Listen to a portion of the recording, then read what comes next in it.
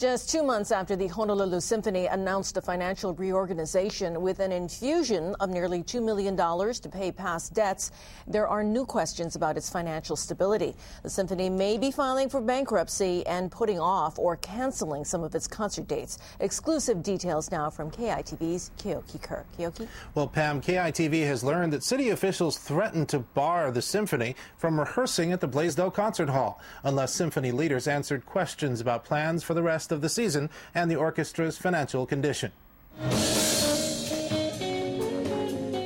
The 110-year-old Honolulu Symphony had a tough year. Last season, it was 3.5 months behind in paying its musicians and staff because of financial problems. In September, Symphony employees agreed to a 15% wage cut, and the season got underway with $1.8 million in extra money from the Symphony Foundation.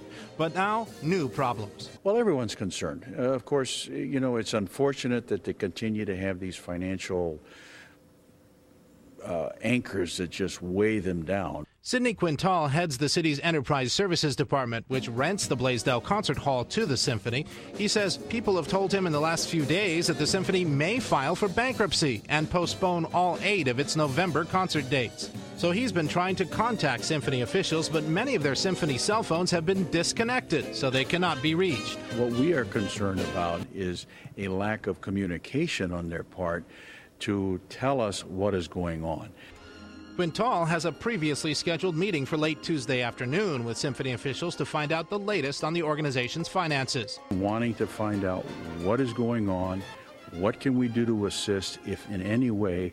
The city says in 4 sets of symphony concerts so far this season, there have only been audiences of between 1,200 and 1,600 people in this house here at the Blaisdell that seats 2,100. But the city says only half the audiences this fall have been paying ticket holders, and the other half attended with free tickets given away by the Symphony. The orchestra has already postponed 1 set of concerts this weekend for budgetary reasons, but has yet to reschedule them for specific dates next year.